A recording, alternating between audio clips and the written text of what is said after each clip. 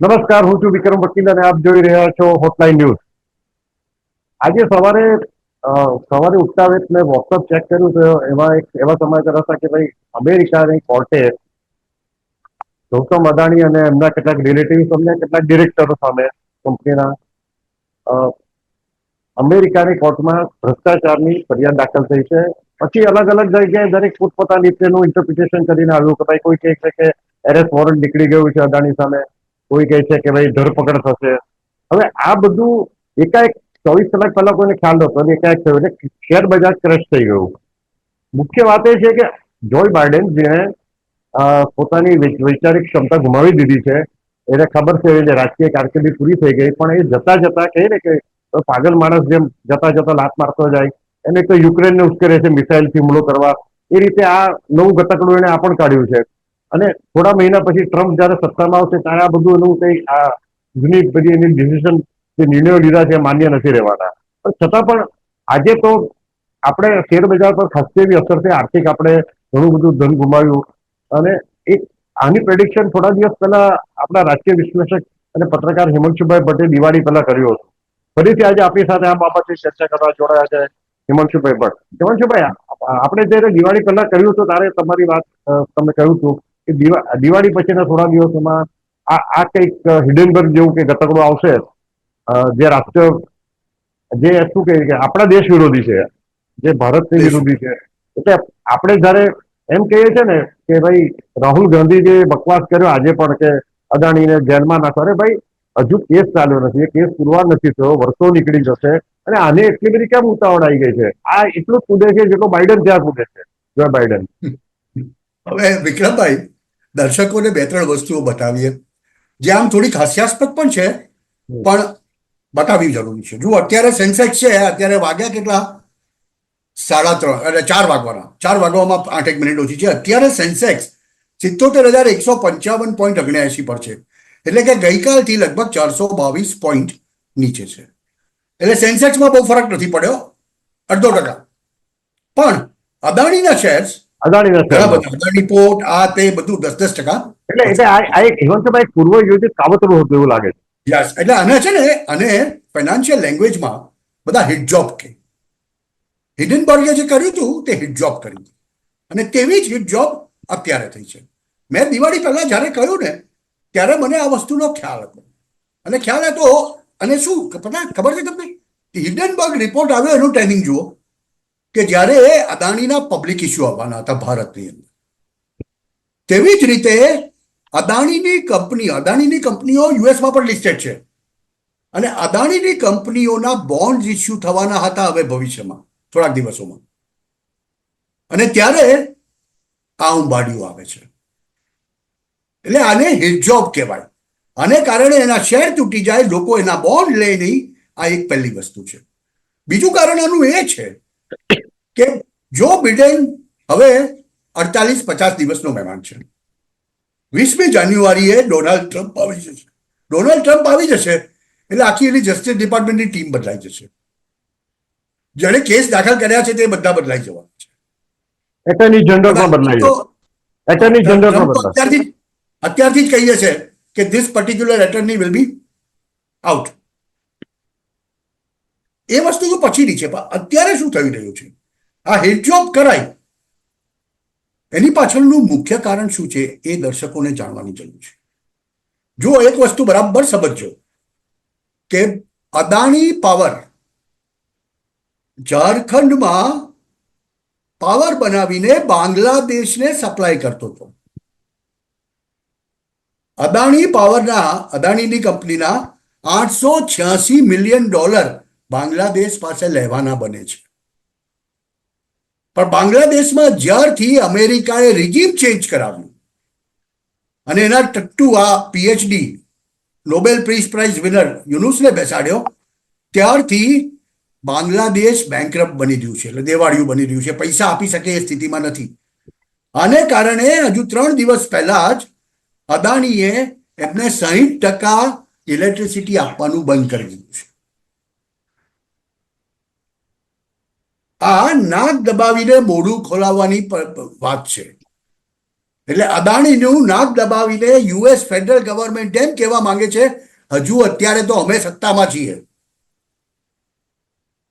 અને તમે આ પૈસા માફ કરી દો તો અમે અહીંયાના કેસ બધા ઉઠાવી લઈએ.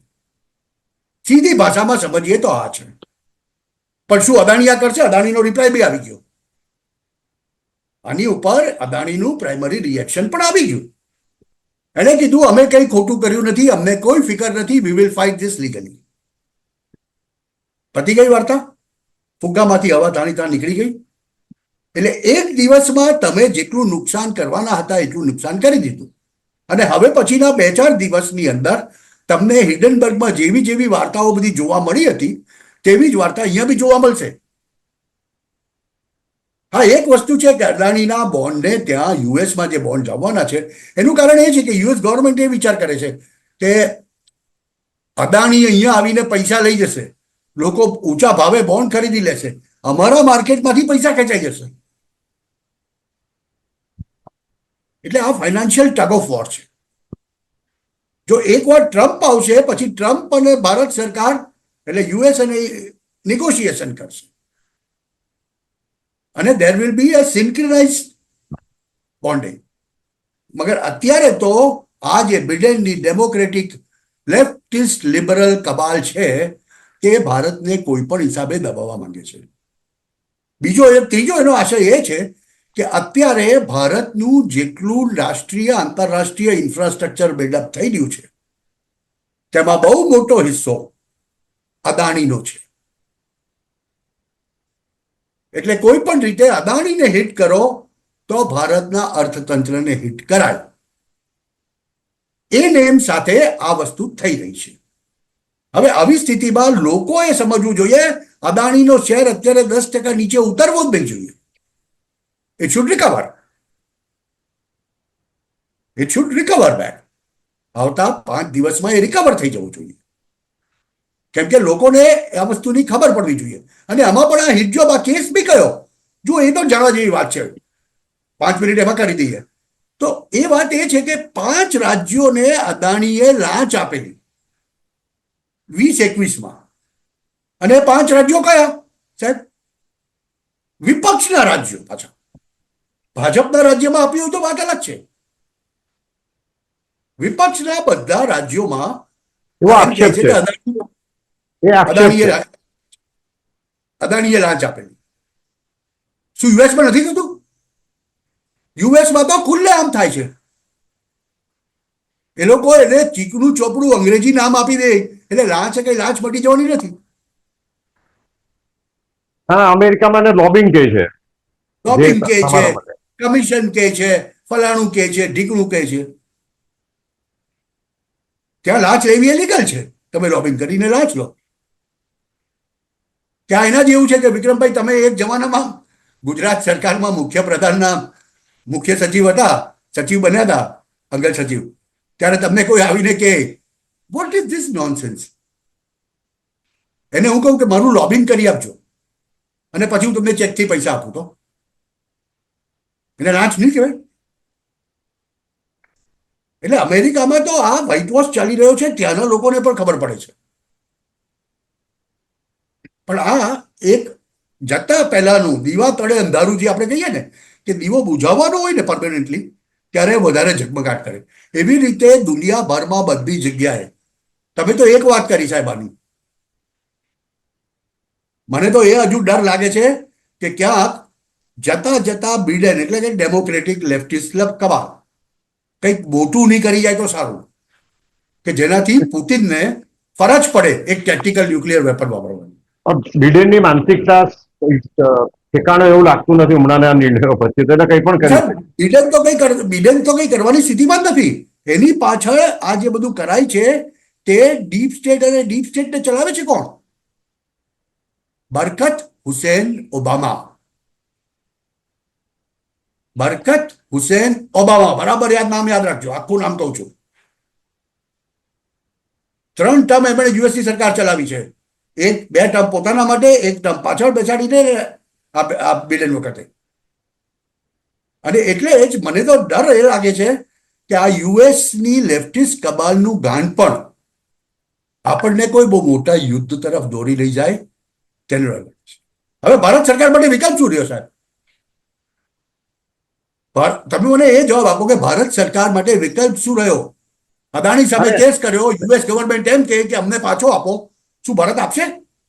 કોઈ પણ હિસાબે નહીં. નહીં, એ વાત તો કઈ બહુ દૂરની છે અને એ તો વર્ષો વીતી જાય, પણ હમણાંની પણ પરિસ્થિતિમાં આ જે આપણા શેર બજારને અસર કરી છે એ બાબતે પણ આપણે બધા લોકો દેશના જાણે જ છે, પણ આમાં પણ આપણે ત્યાં પણ જેમ અમેરિકામાં એક લોબી છે, લેફ્ટિસ્ટ લોબી છે, રાષ્ટ્રીય વિરોધી લોબી છે, આપણે ત્યાં પણ છે. હવે એ આનાથી ખુશી થઈને કુદાકુદ કરશે થોડા દિવસ, રાહુલ ગાંધી જેવા, પછી આગળ કઈ થવાનું નથી. અને આપણે ફરીથી પાછા આપણે મળીએ છીએ એક બે દિવસ હિમાંશુભાઈ, ત્યારે આ બાબતમાં વધારે આપણે ચર્ચા કરશું કે શેર બજારની સુધારો થયો જ કે નહીં, આપણને ખબર પડશે. થેન્ક યુ હિમાંશુભાઈ, તમે જોડાયા. આવા પ્રકારના વિડીયો તમને જોવા ગમતા હોય તો હોટલાઇન ન્યૂઝ ચેનલને લાઇક, શેર અને સબસ્ક્રાઇબ કરો.